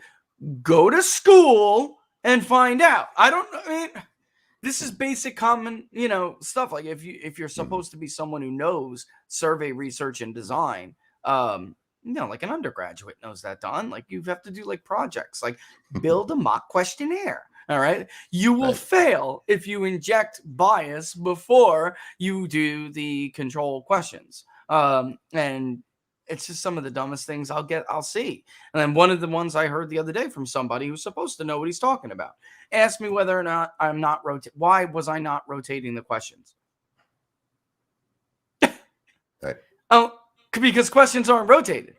Right. Responses are rotated. What the hell are you talking about? Just the craziest stuff, bro. But questions are rotated if you're looking for a specific result, which makes it not an accurate poll, which makes it a political poll, makes it a narrative poll, makes it here's what I want to achieve with this. And you don't go into that going, geez, I hope everybody says this. You want to know what they actually really say. So if you're rotating them, it's because you want a different result, right? Yep. Or a specific result. Nice three we can end up on here. What do we really think about Tulsi? I think she's a brave woman. I think she's got spine, and I think she's got at least all of I've seen so far. She has conviction. However, I vehemently disagree with her on several key issues. So, for instance, if a so-called Republican candidate for Congress, which I'm obviously teeing something up here for the future. All right. This is obviously a tease. If a so-called Republican candidate for Congress is chasing down Donald Trump, begging for his endorsement and claiming that he is the MAGA candidate in the race, if you catch him liking a tweet that says that they don't want Donald Trump, that Tulsi Gabbard should change her registration and screw Donald Trump, she should be the 2024 nominee, then you're not a legitimate person. Because I like Tulsi, but the bottom line is, I don't know how. There's no overlap, Don, with some of her positions government-wise. So, for instance, I mean, Tulsi would absolutely be in favor of a universal healthcare system. Then again, I trust her more to deal with corruption at the FBI and the ATF and the NCIA. I would trust her more on that and the military-industrial complex than I would trust more than half of the Republicans in Congress. Right? Laura's like, yeah, but she's good on that stuff. But at the same time, Don, she's very liberal and not even liberal. I mean, she's socialist in some of her ideas. And it's weird because it's like, I never understood that, Don. Maybe you can help me understand this. I never understood that because she sees the danger with some of those other things we were just talking about. Yet doesn't see the danger in expanding government to so-called solve issues of like fairness and justice. Like, what makes you think that they wouldn't run amok over there too? What makes you think they're not trustworthy with this power, but they would be trustworthy with this power? I just never got that, Don. Well, no, and I think you said it well there. One thing with Tulsi Gabbard, I'll say this right now. I think much like Bernie Sanders, they're convicted people, so they have conviction, right? They believe these things. They're very consistent with them. But I would say with both of those people, political figures, that they're also their positions create conflict, because it's like, well, like you just said, how could you be for government here but not think they would abuse the power here? There's a lot of conflict in the things that they say, but they're very convicted about it. She is a great example of exactly what I was talking about earlier. That if you're on the left, she's a Democrat. She's a Democrat. I agree with you in some ways. She's socialist, but they've thrown her out because of this issue and this issue. One of them being Trump. She wouldn't get on board with impeachments, and she wouldn't get on board with trashing him on a daily basis. So they threw her out of the tent. In fact, it even accused her of being a Russian asset. Russian agent. Now she's a secret Fox News operative for the GOP. And I mean, these people are crazy. Man. They are crazy, but she's a great example of what I was trying to say earlier. What do you think about the FBI raiding Representative Quiller, Democrat from South Texas? I don't know. I also concrete wall installed around the White House. That was the David's like combined question. I'll tell you what, I don't know too much about that raid. I always try to reserve judgment. In today's day and age, I almost knee jerk. It's a reflex now. I'm thinking, well, what is he not on board with that they're trying to force his hand? Illegal immigration. Right. So that's right. So yeah. So it's like, to me, everything is political persecutions now. The FBI is a Stasi. It's a Gestapo. It's, I'm sorry, but which brings me to another question. So I'll wait to see if they find anything for real. But even when they do, I still don't like it. Why? Because I don't like power being used for political persecutions or to force someone's hand in the first place. But I really don't like it when other corrupt people are behind it. And then they're supposed to be shining a light on someone else's bad activity when they're dirtbags who will never face justice. Like Joe Biden has some nerve to sick the FBI Gestapo on people who don't agree with him, while he takes kickbacks through his son from China. And now he's going to start a war in Ukraine with Russia. Folks, if you don't think there's a serious potential for conflict here with Russia over Ukraine, you better think again, because Vladimir Putin doesn't give a damn about Joe Biden. He's not afraid of him at all. So we're weak right now, in case people don't realize it. I don't think we could beat a superpower in a war right now. Not only are we weak, but our command is too busy focusing on things like the origins of white rage than worried about actually doing their job, which is military victory. All right, so we're a joke. We're like Rome in the second half of their rule. We're past the republic. We're into the empire. We're constantly looking for other people to defend us. We're gonna be like looking for like Visigoth armies to like give treasure to defend us. I mean, we're a joke at this point. We are. I hate it. Doesn't look. I was in the army. It doesn't give me any pleasure at all to say this, but we are not an effective fighting force anymore. We don't have any resolve. Our command was always kind of cracked up, Don. You know that. The brass was always liberal and cracked up. But now they're just way off. They're woke. They're woke. And the NCOs, whether or not you're in the army, but enlisted ranks, warrant officer ranks, they just don't even know what to do with it anymore, because they're just trying to get to their 20. You know what I mean? They're just trying to get to their 20. So, I mean, what's your take on Quiller? I mean, I just don't trust any of this at all. And I also, going like I said, I think we could get I think somebody would whoop our butts right now. I don't really either.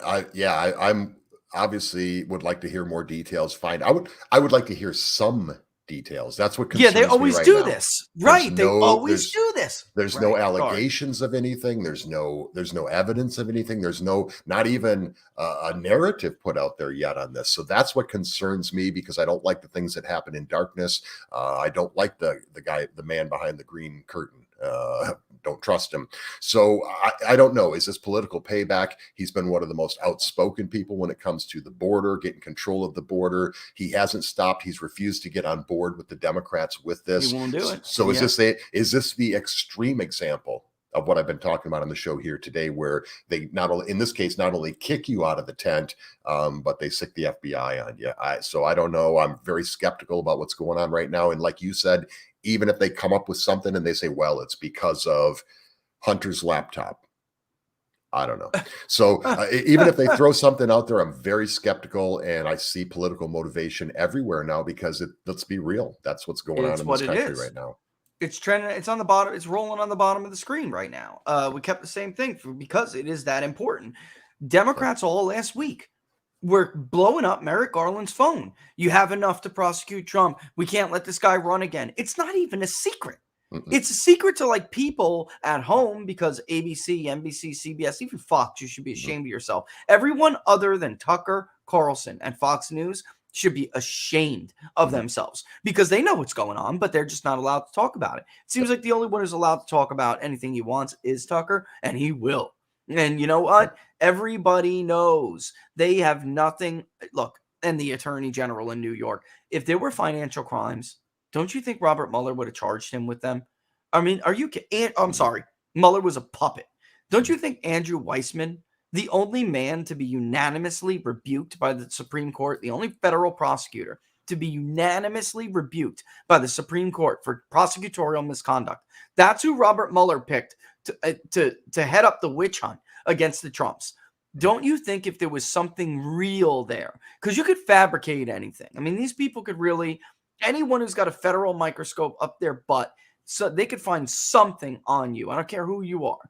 If it was real and it was strong enough, then they would have done it. They would have found it already. This is a political prosecution, and it's because the Attorney General of New York is much easier to persuade than the Attorney General of the United States. And by the way, his answer was not no. His answer was, and senators agreed, like Warner from Virginia, your phone call specifically, Mark, their answer, he actually agreed. It was, if we're going to do this, it has to be something we can get to stick, because you can't just charge a former president that you damn well know is likely to run. It's like now last week, that was the conversation.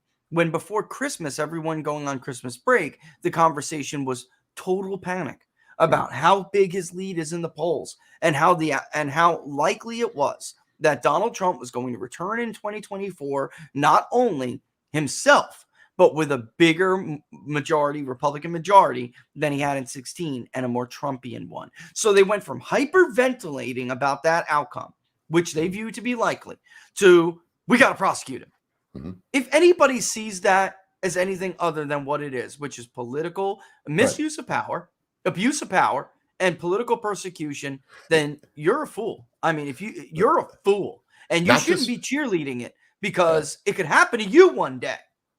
Not just we got to prosecute him. What you said is the key. We've got to prosecute him so he can't run in 2024. Yeah, and Liz Cheney that is the end game. Loud. That's the end game. Does everybody remember this? Mitch McConnell doing an interview, Barack Obama's first term. He's a year into office. They asked Mitch McConnell what his job was, and he said it was his job to make sure that Barack Obama was a one-term president.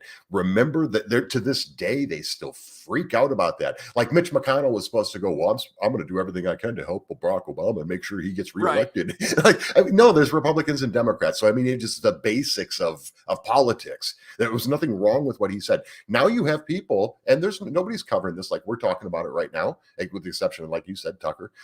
So now you've got people actually saying, we've got to convict this guy of something, just anything, so that he doesn't run again. So they're actively trying to use the Department of Justice to shut down a future political candidate.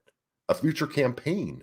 And don't you remember when they wanted to impeach Donald Trump for Sure. trying to investigate Joe Biden, who was his likely political opponent? Nobody Absolutely. sees the hypocrisy here. And by the way, Donald Trump had every right. That was a different scenario. It doesn't matter if someone's going to be a political candidate. It really doesn't. He actually was doing something wrong.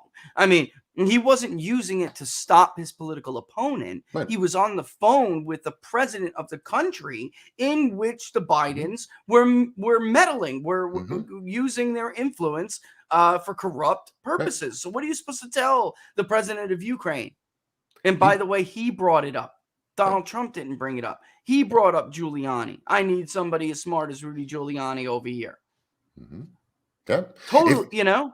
If you look at that whole situation, I mean, that stinks like really bad. If you don't understand the term quid pro quo, watch Joe Biden in that interview when he perfectly describes shutting down an investigation into his son, who, and remember, Joe's the big guy. So there was a cut in there for him. They can deny it all they want. We 10% to we the know big better. guy. We know better. But he literally describes the quid pro quo. And I told him, you better get rid of this prosecutor. You better get rid of him, or you're not getting the $1 billion or however much the amount was. $2 billion, I think, right? And crap. He was gone. I told him if it's not done within 2. So he even gave the time frame on when he wanted it done. He told them exactly what to do, and he told them the consequences, which was not getting the money if they didn't do it. And they did it. What do you know? He literally describes a quid pro quo, which is one of the things they impeached Trump on, which he didn't do one. So, which brings me. And by the way, a concrete wall around the leader of a country's residence, place of where he does business, is not the action of a credible, confident, or stable regime. You wall yourself up when you know you don't have the consent of the governed. You wall yourself up when you know you're illegitimate. That's when you wall yourself up. Nowhere in the history of self-governing societies have you ever seen this happen before. You just find me an example. That's what dictatorial regimes do when they know they were not credible. They didn't rise to power credibly, and they don't feel safe. They don't feel secure. It's called regime stability in international relations. And when you feel like your regime stability is in jeopardy, you do like this. And I pulled it back, Laura. You'd be happy. You do stuff like this. You don't do it when you're safe, when you're beloved, when you're credible, when you're legitimate. No, you don't. Which brings me to the next one by Drury or Spider. What would you like to see Congress do post midterms if Republicans retake both chambers? I think it goes first and foremost goes along the lines of what we were just talking about. It's funny, abolish the ATF, and it's a real movement. There's going to be a real push to do it. But I would add a whole bunch of other government agencies to that. The FBI has done nothing to stop terrorist attacks in this country. We know it. We know it from internal reports. Rand Paul was right. Bulk metadata collection with the NSA did nothing to stop terrorist attacks in this country. Their actions aren't even the actions of their mission statements anymore. The ATF and the FBI, like Don and I said a month or so ago, they've murdered more Americans than I think anybody else in one mass try before. Think about a right-wing extremist group that caused more death and more their event that caused a greater death toll than you saw in Waco. Maybe we've had individual attacks from nutcases like Timothy McVeigh, stuff like that. But no group, this idea that right-wing supremacy is supposed to be the greatest threat now. That's the real terror threat right now. The only one who's casting terror on anybody are federal agencies politically persecuting people. They're the only ones handing down terror. And then the other thing is the social media. It's censorship's not even like the real word. It is a persecution. I would like to see them do big things, Don. Big things. When it comes to government, the less you do, the better, frankly. I'm not sure they can help curtail inflation, but at this point, a lot of it's already baked into the cake. People Laura and I have been talking to all over in different industries, we're going to have to feel the pain that we really allowed to be brought on us. Yep. I'm not sure there's a way like a Congress can stop what's coming for us. What Congress can do is start legislating. So what they can do, and so okay, look at all the things that Donald Trump had put in place that were working. I'm talking the southern border. I mean, look at the chaos at that southern border, the crime, look, all these kind of things. The only reason that Joe Biden's been allowed to do the executive kind of action that he's taken, like getting rid of the stay in Mexico, there's one thing: legislate it. Get in there and legislate it, because then they can't do that, right? So I think if they start legislating and they put back into place some of the things that Donald Trump had working that were helping the economy, the tax cuts, all these kind of things that they're trying to get rid of right now, if you legislate them, then they become law, and then it's not as susceptible to just an executive order. Boom, we're just going to ignore this. We're going to ignore this. Do better at messaging. That if there's one thing I want them to do, is do better at messaging. Get out on TV right now and tell people it's a lie. Nobody is stopping anybody from having access to food and water. Just one example. Go after all this stuff. All the stuff that Biden lies about on a daily basis, the entire administration lies about on a daily basis. Expose them, and you will get more people coming to your cause. It'll make it easier to pass your legislation, but legislate. Actually write some laws, pass some laws, finance the things that need to be financed, take care of the tax problem. Don't let them jack that corporate tax rate up. All those kind of things are things that I would like to see, but take action, do something. Yeah, and there's some social things too. I mean, they should absolutely just ban critical race theory. Let Joe Biden, let him, veto it. Let him. Sometimes it's the job of the Congress, especially leading up to a presidential election, to force the other party to draw a line in the sand and show them where they stand. Mm-hmm. All right. Which is why I'm such a big proponent of state referendums. Let Democrats argue against photo ID. Let them. Right. Yep. So this has been a big issue in like states like North Carolina. So every time it's passed overwhelmingly. Then all of a sudden Democrats come in with either a veto from Cooper, or a lawyer comes in and runs to a judge that's handpicked for them. Bottom line is that forces them to show the voters where they are on these issues. Right. And Americans just don't buy this stuff with photo ID and other stuff. Also too, I mean, Don, when it does come to spending, if I don't know what your experience has been, but still got the kids in school and whatnot. Mm-hmm. They may as well just defund the testing regime until they get it together. The money that's being spent on bogus tests that the CDC won't even recognize anymore, really, it's ridiculous. It's just totally pointless. It's just a waste of money. Just stop testing. Just stop testing. They're group testing in some areas by us. So I'm not kidding. So like if like 5 kids are tested and 1 gets it, you're all getting a positive result. Mm-hmm. To me, it's just totally, it's a sham. It's a money-making scheme at this point. Plus, anytime you incentivize a result, you're going to get it. You incentivize the research to show, support for global warming, you're going to get it. You incentivize, a pollster for ABC News to find a ridiculous lead, you're going to get it. You incentivize, BS readings when somebody's got RSV or pneumonia, but you incentivized it to be coronavirus, you're going to get it. You incentivize somebody to be listed as a death for coronavirus when they died of stage 4 terminal cancer, you're going to get it. I mean, all of these things at this point. Oh, and by the way, you want to talk about investigative committees? What I would like to see is when a Republican Congress actually has the nerve to issue a subpoena, it means as much as when a Democrat does it. So, I mean, the NIH would be under assault if I led that Congress. I mean, the CDC would be under assault. Did you Reuters report after Biden was inaugurated? Of course, it came after that. The Reuters report, which was like 4,500 words. It was very detailed. The CDC intentionally botched early testing. It's like a political move to hurt Donald Trump. Nobody's even talking about that. Reuters did a great story on it, which I was stunned. But they had like 3 reporters on this thing for months. and just tore the CDC apart. And nobody has asked that agency a single question. You know, Dr. Fauci would not be able to play word games to get away with what he has done. You know, and on and on and on. And the FBI would not be able to get away, or any government agency who may have had a role in January 6th would not be able to get away from that. I mean, you know, so committees are valuable, and they are, you know, you can walk and chew gum at the same time. You can pass legislation and run committees at the same time. Because let's face it, legislation is written ad hoc anyway. It has been since Newt Gingrich took over as Speaker of the House in the 90s. It's not written by lawmakers or their staffs anymore, folks. I hate to tell you.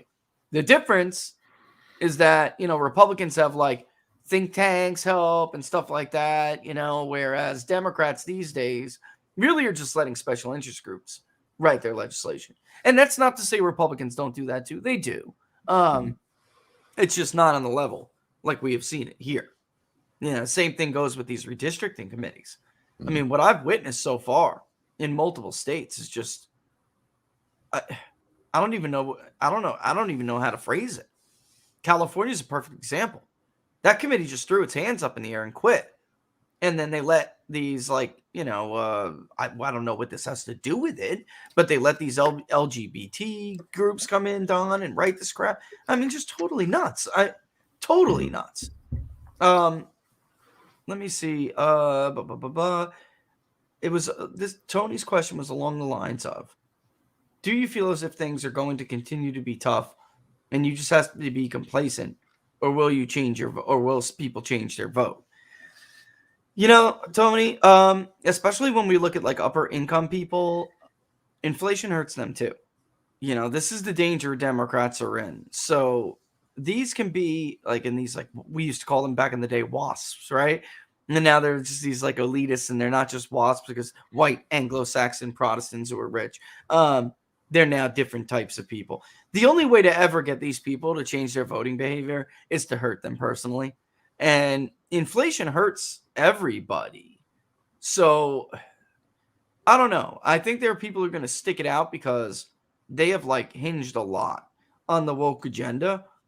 We talked about this on Crosstalk. I put it on my locals page. You guys should check out that interview. But they made this alliance, and they kind of like hedged their future on the you know, their business survival on this alliance with the wokeness, the woke crowd. I don't think it was a smart move. And, you know, Dan Mitchell was a libertarian on the panel. He's an economist. He was talking about it as well. It was a stupid move. But if you're going to do anything to at least change some of their minds, you know, hitting their wallet is a good place to start. Right? I mean, if you're going to, what could Democrats do to piss these people off? Hurt their wallets. Yeah. Yeah, absolutely. That's the thing with this, the cost of living being such a high issue, high priority issue, is because it hits so many different people. And we've talked about this before. It means something different to everybody, right? It's whether you're going to remortgage your house, refinance your house, you're going to buy a house, you're going to buy a car, you want to, you know, you go to the grocery store, you go to the gas pump. The other things, the grocery store, the gas pump, all those kind of things, those are daily things, right? Where you're interacting, you're driving by, you're seeing the signs of how the cost of gas, you're going to the grocery store and stuff's not there. And so, yeah, that's why I think cost of living is such a huge thing, but also you can't discount education too.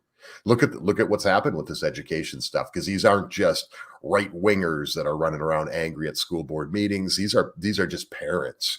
So that's that's driving that exodus out of the Democrat Party. They're not going to, we know that they're going to double down. They're not going to like go, okay, yeah, we're really screwing this thing up. Look at Biden.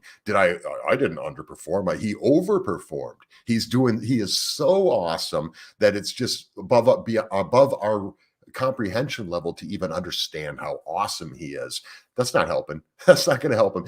500 people having to come out and say he couldn't have been any more clear means he obviously was very like not clear, like he was the opposite, or you guys wouldn't be all over TV on every show. You wouldn't have Jen Psaki on Fox News yesterday if he was very clear. Because if he was very clear, that's the last place in the world she wants to go do an interview. But she had to because he was so bad. So I hope he does more of those. You know, Don, honestly, my local radio host just tore in her. He's like a morning drive guy. She's a horrible person. Yes, she Did you is. hear her with the New York Post reporter? You know, and he was talking about speaking of testing, he was talking about testing. And he's Yep. like, listen, Vanity Fair has this article. You're not even disputing it. You were supposed to Yep. do this in December. You didn't do it. So we want to talk to the people who told you to get started, get the ball rolling in December. We want to go talk to them. Can you please just give me the names of the people that were in this meeting? Otherwise, I got to go and ask Vanity Fair anyway for their sources, right? You know, and she's like on and on about how, no, we put this plan in place and this and that and the other thing. And, you know, the president has done so much, you know, used the Defense Production Act to invest $3 billion in testing. And he's like, yeah, before I get on my second, because she's like, what's your second question? And he's like, well, before we get to my second one, can you answer my first one? I asked you who was at the meeting. I answered that question. Please, maybe you were looking down, or you weren't listening, or you were too busy getting ready with your other question, but I answered that, and it's time to move forward. You She's nasty ass, you know? Uh-oh. Because you're Yeah. a liar. You're going to start yelling. You're a liar, Jen. You didn't answer the question. Right? Could you imagine? And it's like people want, remember how the press corps treated everybody, Kaylin McInerney, to Sarah Sanders, all the way going back to Sean Spicer. Sean Spicer. They would never have let any of them get away with that question. And here's one reporter trying to answer, and she gets like abusive. Like she's abusive in her tone. It's not even like, you know, combative. She's just a nasty. My, you know, morning drive person is playing it, and he's like, this is a bad person. Yep. You know, this isn't like a political person. This is a bad person. And he was right, man. Yeah. She's just not. This goes back Yeah, to go what ahead. this goes back to what I've always said is these people. So I'm talking about the people that we talked about at the very beginning. We were talking about who are these people that defend Robert Byrd, and who are these people that, you know, and I mentioned that they're the people who need to be like, this goes back a way. So what you look at Joe Biden. So Joe Biden gets asked a very legitimate question here just yesterday, I think it was, yesterday afternoon. He asked, why is he waiting for Vladimir Putin to make a move? Yeah. And then he's going to do something. Very legitimate question. Very legitimate. Not even offensive, right? I mean, that's not an offensive question. That's a legitimate foreign policy question. Why wait for him to make the first move? Because people are talking about, hey, maybe you should do sanctions. Maybe you should do all these things. He turns and he says, what a stupid question. I always say this. You people on the left, you leftists out there who think you're part of the club, you are not part of the club. Yep. You never have been. You never will be. They have as much, if not more, disdain for you than they do for conservatives, the people that don't agree with them politically. And that goes back to that whole thing. You have to be lockstep on everything. But even if you are that, you will never be in their club. You're not going to be one of them. They despise you. Ever. You're never going to be one of them. I hate to tell you, you know, which is the original sin Donald Trump really committed. And that's just, you know, I should pull this clip up one day and show it to people, because he really did put it better than anybody ever. And I just couldn't believe it's such an articulate, but also true statement can come out of somebody like Don King. But he's like talking to Neil Cavuto, who was a big Trump hater, you know, and he just laid it on Neil. He's just like, get out of here, Neil. You know, everybody here knows why they don't like Donald Trump. It's not because of some comment he made about Mexicans. It's because they spent all this time building a system for them and people like Donald Trump. And he betrayed that system for the little guy. And that is a mortal sin. Once you're in that club, you betray them, you must be destroyed. You must be destroyed. And one of the things that I really hate about this, Don, about how they treated him, you know, beat him on policy, beat him at the ballot box, right? Without fraudulent, you know, well, I'm not going to get into it. Beat him at the ballot box. But because you're in the long term, what they're going to do, whether it's a left-wing candidate, a right-wing candidate, whatever it may be, the next time somebody with conviction and independence who doesn't need K Street to get elected decides they want to do something good for their country, they'll never do it because they'll look back at what happened to Donald Trump and they'll say, I just can't do it. I can't put my family through that. Yep. I can't put myself at personal peril. You know, like my freedom is at stake. And at this point, in the beginning with Trump, it was really just financial risk. Now it's risk of like freedom. Yep. So you and I recently had a situation where there was a potential candidate somewhere, and they would have been a great candidate.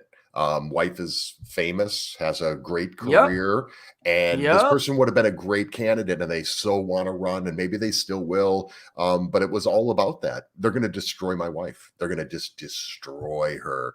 And so, it's exactly what you were all just saying. of that who leaves all of that, like politics, she leaves completely out of that. Yep. You know, and by the way, the content of it is like got to be so helpful to so many people, you know. So we don't want to get into it because I'm gonna give it away here, but I know who Don's talking about, and that's a perfect example. And the wife in that situation, the wife wants him to run. She's like, she's willing to sacrifice, but he doesn't want to do that to her. He's like, and so it's a huge conflict for him, but it's exactly the point you were just making. Yeah, and it's tragic because these people happen to be, and it's generally the pattern. People. They happen to be good people and the most talented people. Yep. So we're just going to continue to get these like incompetent bums. Yep. I mean, we are doing this to ourselves by allowing our institutions to pick and choose who can and cannot be part of the aristocracy in this country. I mean, Don, it is what Jefferson feared. Mm-hmm. It's an artificial aristocracy. Mm-hmm. It's exactly what he feared. He wanted a natural aristocracy for this country. They all did. And that's just not what we got. Now, we got a bunch of, look, Maxine Waters. This isn't a smart person. Johnson. None of these people are smart. Yeah, Hank Johnson. Maybe, what was it? Hold on. Don't tell me. It was, starts with the G. Ghana? Guam. Guam. No, was it Guam? Thank you. What about and then he actually tried to say it was a joke. It was not a joke if you watch the clip. What he was worried about was how much military presence could actually tip the island over. Building up and the he base. was deadly serious, ladies and gentlemen. He tries to pretend like it was a joke. It was not a joke. He was deadly serious. Like, my concern here is that this buildup could potentially tip the island over. You'll have too many people on one side of the island. Man, because it was all on one side, and it could capsize Guam, and the Joint Chiefs would just like, come on, Barney Frank. Frank. They'd still be voting for him if he was still running. They'd still keep him in office. Nancy Pelosi, come on. I mean, we could do a whole show on that.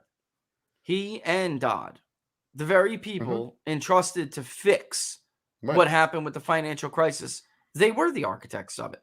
They presided over it. The only thing I really blame Bush for, because you're the president, you're not supposed to be a coward. So when you send Hank Paulson down there to talk to Barney Frank and Chris Dodd, because it's going to be a crisis, it is, and then you just let those two basically punk them back to the White House, to tell you they're not going to do anything, then you're a chump, because everybody knew that was coming. And if everyone remembers O'Reilly, his fight with Barney Frank was kind of famous there for a while. It was so mad because Barney Frank was telling everyone that the housing market was solid, that everything was fine. And he knew that was not true. And not only did he know it wasn't true, when the Treasury Secretary for Bush would try to say, we have to nip this in the butt. We have to stop this crisis before it happens. He turned them back because he didn't want to admit that a Democratic program from the 90s that Bill Clinton approved, and actually it had been around, that concept had been around, that everybody in America owns a home. That's great. Very noble cause, very noble goal, very stupid in reality. Yeah. It's like everybody gets a medal, Laura says. Right. They're doing it again. Everybody, I don't know how, but nobody's talking about this, but they're doing it again. Merrick Garland, the DOJ, has come out and done this. They're starting it all over again. They're starting it all over again. They're investigating lenders, going after, saying that it's all got to be based on race and skin color. Red line districts. They're starting it all over again. It's going to happen again. And it'll be whoever the next Republican president is will get the blame for it. Yeah, yeah. And to some extent, though, I do blame Bush to some extent, because why didn't you go to the microphone and say anything? Why didn't you do any, you knew it was coming. Why didn't you say anything to people? Because Bush is a member of that class. He was the presidential thing. He wanted to be presidential. Here's a news flash. All Republicans out there that ever want to run for president and become president, there is no such thing anymore. Thank you. It's been shattered, and it's been shattered by the left. So don't fall for I got to be presidential. No, you don't. No, you don't. You think this clown that we saw doing the 2-hour press conference, you think the speech he gave there in front of the college kids was presidential? Hell no. There is no such thing. Do not fall for that trap. It's a bunch of garbage. I always said too that's a modern like a modern creation. The idea of being presidential. Mm-hmm. Look at Jackson. I mean, almost beat a guy to death with a cane. Yeah. Look at Lyndon Johnson. The guy had the filthiest mouth out there. So did Richard Nixon. But Johnson basically, first thing he tells the guy from the Washington Post is, we all know Jack had all these women coming in and out, and you didn't write anything about him. And I trust you're going to afford me that same courtesy, gentlemen. So it's not presidential. And by the way, he was violent. He was mean. So get out of here. A racist. Did you ever see that stuff in that book where he wrote about what he used to do to his driver? Yeah. When he had to go to the bathroom. Yeah. Well, I didn't read the book, but I've heard these stories. It's horrific. But that's where he came from, Don. That's where, he was a senator from Texas, but he was a Democratic senator from Texas. His last election, where he actually had a race on his hands, he was running against like a conservative oil man and a Republican who was trying to bring up some of his less flattering characteristics. There's a whole thing about this in my book. I should read it one day, but it really goes to show you this another example of how this rewriting of history, the switch, such a load of crap. Such a load of crap. Robert Byrd never got the memo. Last thing, and then we'll go here. What's our take on Florida redistricting? Is DeSantis missing the game here? I think DeSantis's map, Dom, was like an opening position and a map to show Republicans, what are you out of your minds? Like you could pass something like this and I would sign it. Basically, Republicans are playing in Florida, they're playing softball. Mm-hmm. And DeSantis is trying to tell them, come up with something a little bit better. Mm-hmm. Look at where the blue is in Florida now. It's relegated to 3 tiny dots. Yeah. Why do they have all those seats? Population. It's not all about population. That's not what redistricting is all about. That is fiction too, by the way. Yeah, it's all about repopulation. The article on Virginia by Sean Trendy and others, it's a joke because he was on the commission. It's not all about population. Mm-hmm. County integrity, geography, yes, population, but there's a reason why geography and cultural considerations have to be taken. Right. What do you think? What's your take on that? And then we'll boogie. Yeah, I don't know. That's a whole nother trap that they always said. If you're on the left, it's redistricting. If you're a Republican, then it's gerrymandering. And so it's a whole nother trap that goes to the courts. Look how nasty the Democrats get with everything. Look at Ohio that happened here recently. They've always been better at us at redistricting. I just think that's just the bottom line. But I don't know. We'll see how it all plays out. But I think they need to do better. I think forget about being accused of gerrymandering, because you're going to be accused of that. You're going to be anyway. No matter what. Anyway. So play the hardball that they play, and we've got to get better at doing that. Yep. And by the way, that's why not picking judges from the Federalist Society really matters. All right? Because when they run to those judges, you know, you damn sure better have somebody you trust. And judges shouldn't have a say anyway, Don. At all. And I don't like these commissions at all. There's no way you can hold these commissions accountable. California was the most corrupt thing I've ever seen. And there's nothing that can be done about it. At least in Michigan and Virginia and other places, you know, those states swing. And voters can hold them accountable. You don't like what was done, you know, then you take it out in the legislature.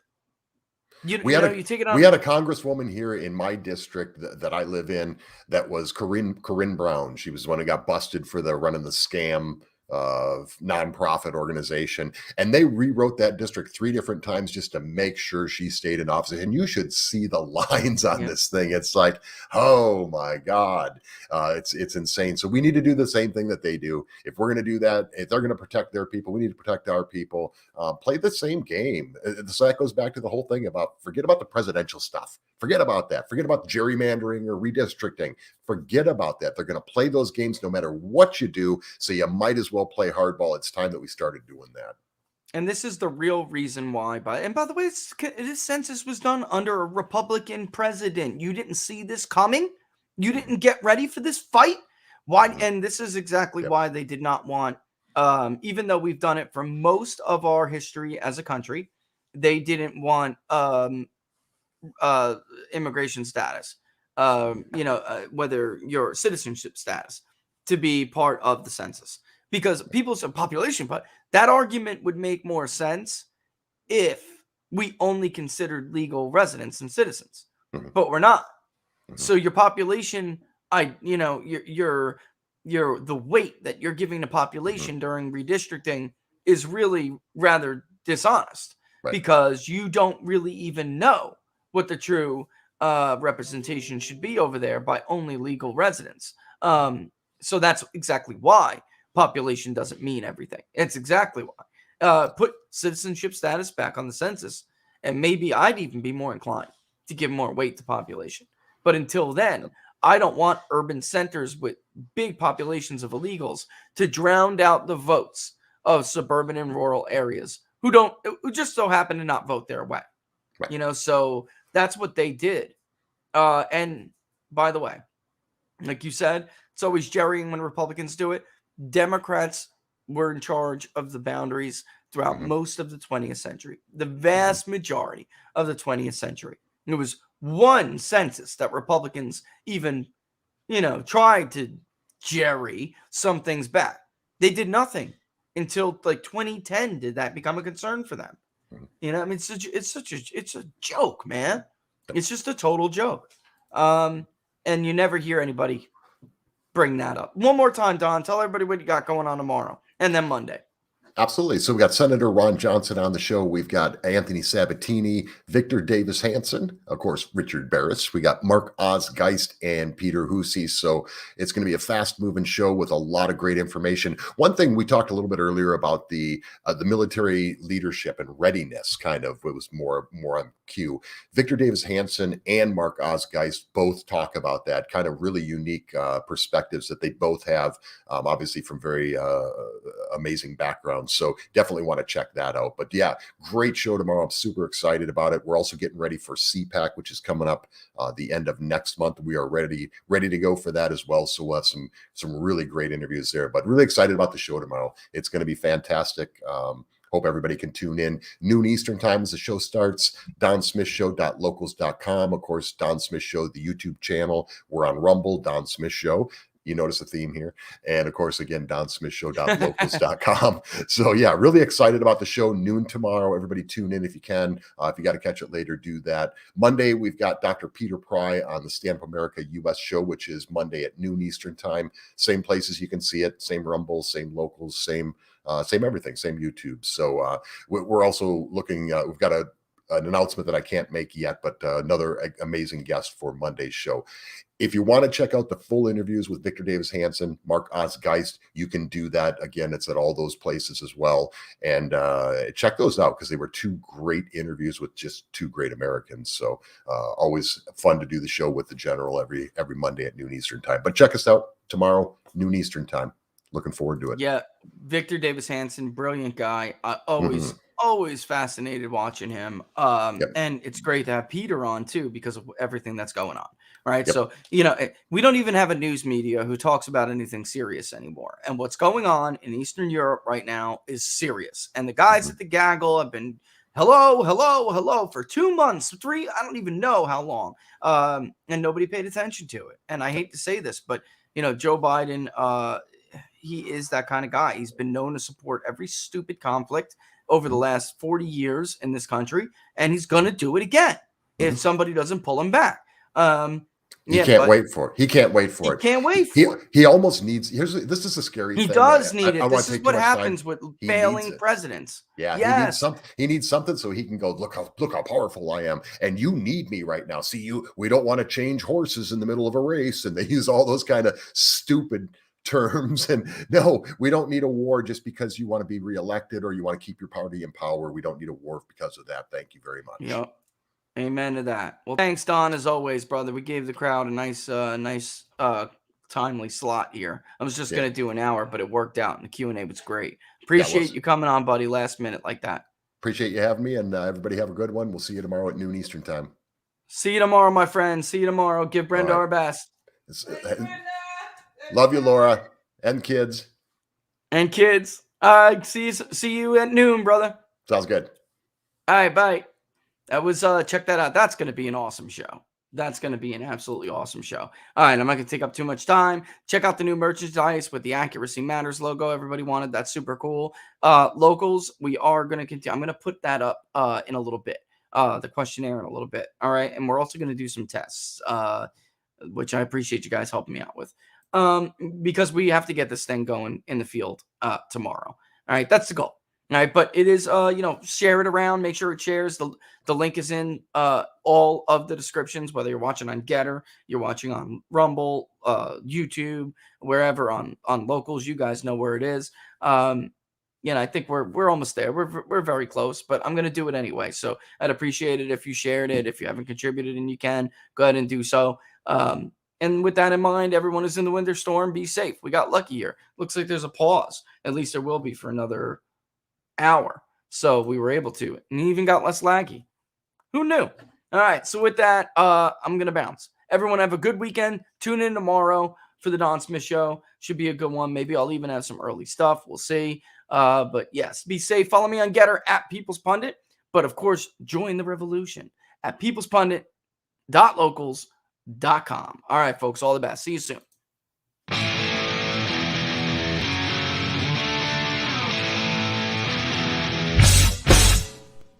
How much you wanna bet that I can get you back inside your head before the summer ends and spread a little love. Just for a little fun, I'll make you come back to me before the rise of every sun. Baby, it's meant to be. I know you got a man, but he don't understand. You're gonna be a heartbreaker. You're such a love taker. So just suck me in and you can toss me like a cigarette. 'Cause I just wanna be a bad habit, yeah.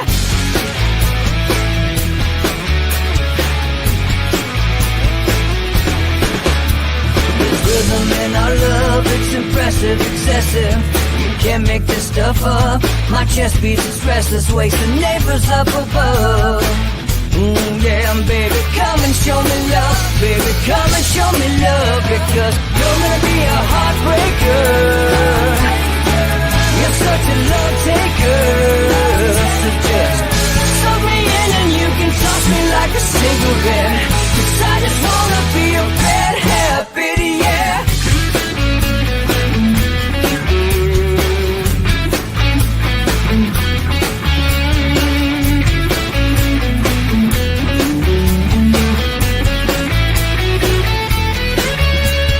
Get on a plane and take a one-way ride. steal us away to find a place we can hide. It wouldn't take much to spear for a knife, just to give in to the need and leave it all behind. Cause I know that you know that I know that you want me. You told me, now show me, come blow me away. Cause I know that you know that I know that you want me. You told me, now show me, come blow me away.